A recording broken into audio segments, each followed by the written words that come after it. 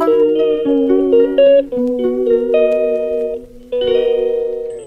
Everyone, good morning. সবাইকে কেমন আছো সবাই? আশা করছি সকলে খুব ভালো আছো। আমিও কিন্তু ভালো আছি। তিথি লাইফস্টাইলের একটি নতুন ভিডিওতে তোমাদেরকে অনেক অনেক শুভেচ্ছা আর আমার অনেক অনেক ভালোবাসা। আমাদের এখানে 2 থেকে 3 দিন এত বৃষ্টি হয়েছে যে বাড়ির সামনে আর কি এত জল জমে গেছে, মানে শ্বশুর বাড়িতে আর কি এত জল জমে গেছে, 1 কোমর করে জল। কিছুদিন আগে তোমাদের একটা ভিডিও শেয়ার করেছিলাম যে তোমাদের দাদা ভাই ধান চাষ করছে, সেই ধান চাষের জমি একদম তলিয়ে গেছে, মানে ধানের চারা দেখাই যাচ্ছে না। তোমাদেরকে ভিডিও করে দেখাতে চেয়েছিলাম কিন্তু ভিডিও করার সময় হয়ে ওঠেনি। তো এখন জল কমে গেছে অনেকটাই, তো অবশ্যই তোমাদের সঙ্গে শেয়ার করব। আর বৃষ্টির দিনে যে ঘরের অবস্থা কীরকম হয় সেটা হয়তো তোমাদেরকে আর নতুন করে বলতে হবে না। তো আমারও সেরকমই অবস্থা, মানে ঘরে ভেজা কাপড় রাখতে রাখতে ঘরে একটা বাজে একটা স্মেল বেরিয়ে গেছে, আর ঘরের মধ্যে এত ঝুল আর ধুলো জমে গেছে। তো সেটাই ভাবছি আজকে পরিষ্কার করব। তো চলো ভিডিওটা দেখতে থাকো, আশা করছি তোমাদের ভিডিওটা অনেক ভালো লাগবে। ঝুলগুলো আর ধুলো একদম বোঝাই যাচ্ছে না ক্যামেরাতে, কিন্তু সামন থেকে প্রচণ্ড পরিমাণে আর কি ধুলো আর ঝুল জমেছে। তো এই যে বর্তমানে আমার বাহনকে হাতে নিয়ে নিয়েছি আর এটা দিয়ে এখন কাজ করছি। সকালবেলা ঘুম থেকে উঠে বাসি কাজ করে স্নান টান করে পুজো দিয়ে নিয়েছি। ভেবেছিলাম যে সকালবেলা রান্না করব, তারপরে ঘরটাকে পরিষ্কার করব, কিন্তু আমার আজকে দুপুরবেলা রান্না করতে হবে। সকালবেলা রান্না করছে আমার যা, তো সে ভাবলাম যে এই ফাঁকে ঘরটাকে একটু পরিষ্কার করে নিই। তো প্রথমে আগে আলনাটাকে পরিষ্কার করছি, কারণ আলনাটা সবসময় বেশি প্রয়োজন হয় আমার, সেজন্য আগে প্রথমে আলনাটাই পরিষ্কার করছি। কিছুদিন আগে কিন্তু আলনাটাকে ভালো করে পরিষ্কার করলাম, তারপরেও এত ধুলো আর এত যে ঝুল কোথা থেকে হয় ভগবান জানে। মনে হয় যে টিনের ঘর থেকে বেশি বেশি হয়। বাবার বাড়িতে যখন ছিলাম তখন এতটাও ধুলো আর ঝুল জমতো না, 15 দিন পর পর করলেও না ভালোই পরিষ্কার থাকতো, কিন্তু এখানে 2-1 দিন পর পর করি, তারপরেও এত ঝুল যে কোথা থেকে হয় ভগবান জানে। মনে হয় টিনের ঘর থেকে বেশি আর কি, আর মাটির ঘর সেজন্য। তো যাই হোক, যে এখানে আমি সমস্ত কিছু ঢেকে রাখি, কারণ এত ধুলো না, আর এগুলো যদি এরকম করে রাখি না তাহলে ডিসকালার হয়ে যায় কালারগুলো। সেই জন্য আমি সবসময় চেষ্টা করি যে সব কিছু কাপড় বা কিছু দিয়ে কাভার ঠাপা দিয়ে ঢেকে রাখার, তাহলে জিনিসটা বেশি দিন আর কি, রঙটা আর কি বেশি দিন গ্লোয়িং করে সেই জন্য।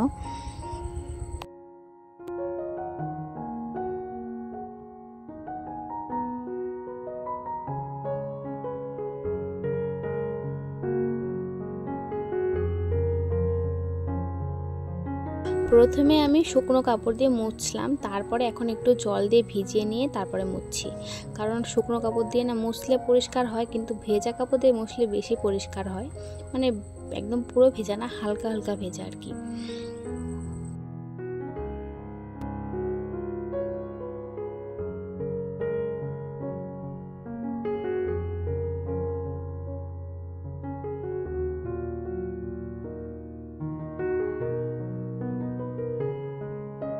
আলনাটার সাথে সাথে কিন্তু টিনগুলোকেও ভালো করে ভেজা কাপড় দিয়ে মুছে নিলাম, কারণ টিনের মধ্যে অনেক ঝোল জমে গেছে, তার সঙ্গে আবার মাটি আর কি, বৃষ্টি হয়েছে, বৃষ্টির ফোঁটা জল পড়ে পড়ে টিনের মধ্যে মাটি লেগে গেছে, আর সেটা দেখতে যেন একটা কেমন লাগে।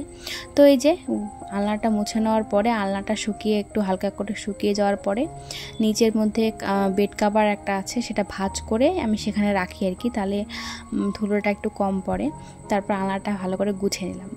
আর এই ছবিটা আমাকে আমার একটা ফ্রেন্ড গিফট করেছিল বিয়েতে, তো ছবিটা না কেমন যেন হয়ে গেছে, সেজন্য ভালো করে মুছছি। আর এটা না ভালো করে আমি বাঁধাই করবো এই ছবিটা, মানে বাঁধাই করেছে হয়তো খুব তাড়াহুড়ার মধ্যেই বাঁধাই করেছে, বিয়েতে গিফট দেবে সেই জন্য, মানে বেশ একটা ভালো হয়নি।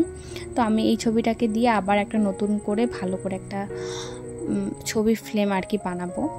তো এই দেখো আমার আলনাটা গুছিয়ে নেওয়ার পরে ড্রেসিং টেবিলটাকেও গুছিয়ে নিলাম, যেটা ওই পাশে আছে সেটা, আর এখন আমি যেটা আমার বিছানার পাশে আছে সেটাকেও গুছিয়ে নেব, যেখানে আর কি আমি সাজুগুজু করি একটু, মানে একটু না, এখানেই সাজুগুজু করি এই ড্রেসিং টেবিলটাতে, সেখানে আর কি সেটা গুছিয়ে নিচ্ছি। আর এটা তো কী পরিমাণে নোংরা হয় সেটা হয়তো তোমরা ভালো করেই জানো। তো সে দেখো আমার এই ড্রেসিং টেবিলটাও গোছানো হয়ে গেছে। তারপরে সমস্ত ঘরটাকে, মানে পুরো ঘরের টিন আমি এই ভেজা কাপড় দিয়ে মুছেছি, তাহলে ভাবো কতটা টাইম লেগেছে। দেখে তো মনে হচ্ছে যে খুব তাড়াতাড়ি হয়ে গেছে, কিন্তু অতটাও তাড়াতাড়ি কিন্তু হয়নি। পুরো ঘরটাকে আমি এই ভেজা কাপড়টা দিয়ে পরিষ্কার করেছি, মানে কাঠ টিন সমস্ত কিছু ভেজা কাপড় দিয়ে ভালো করে মুছে নিয়েছি। প্রথমে আগে ঝাঁটা দিয়ে ঝেড়ে নেওয়ার পরে তারপরে আবার ভেজা কাপড় দিয়ে মুছেছি। তাহলে ভাবো যে কত টাইম লেগেছে। আমার এই ঘরটাকে আজকে পরিষ্কার করতে 1 থেকে 1.5 ঘন্টা সময় লেগেছে, কিন্তু তোমাদের সঙ্গে আমি 8 মিনিট 42 সেকেন্ডের একটা ভিডিও শেয়ার করছি, কারণ অত বড় ভিডিও তো শেয়ার করা যাবেও না, তোমরা দেখবেও না। তো সেই জন্য কিন্তু অনেক কাট করে ভিডিও দেওয়া হয়েছে। এত তাড়াতাড়ি কিন্তু কাজ হয়ে যায় না, যতটা তোমরা সহজভাবে আর কি ভিডিওগুলো দেখো অতটা সহজভাবে কিন্তু হয় না। তার সঙ্গে ভিডিও করতে গেলে আরও বেশি টাইম লাগে। কাজ যদি করা যায় এক মনে তাহলে বেশি একটা টাইম লাগে না, কিন্তু ভিডিওর জন্য আরও বেশি সময় লাগে। তো যাই হোক, সমস্ত ঘরকে মুছে নেওয়ার পরে বিছানার বেডশিটটা চেঞ্জ করার পরে এখন ঘরটা সরিয়ে নিলে কিন্তু আমার কাজ শেষ, আর ভিডিওটাও কিন্তু আমার শেষ। আর তোমরা কিন্তু আজকে আমাকে জানিও যে আমার এই ঘরটা দেখতে তোমাদের কেমন লাগছে, আমার এই টিনের ঘরটাকে কীরকম করে গোছালাম সেটাও কিন্তু আমাকে কমেন্ট করে জানিও। আর এই টিনের ঘরটাই এখন আমার বর্তমানের একটা স্বর্গ বলতে পারো।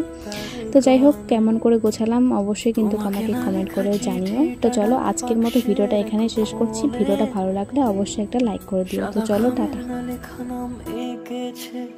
তার গানে সেই চিঠি যত লেখা থাকে একা একা, সেই গানের না শোনা সুর আঁকা একা একা, ছুঁয়ে যায় তবু কখন এসে।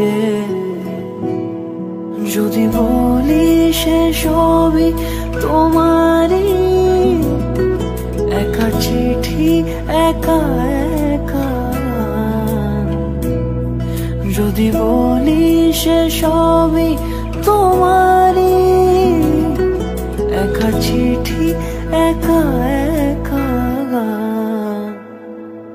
সাইয়া সাইয়া সাইয়া সাইয়া সাইয়া সাইয়া সাইয়া সাইয়া।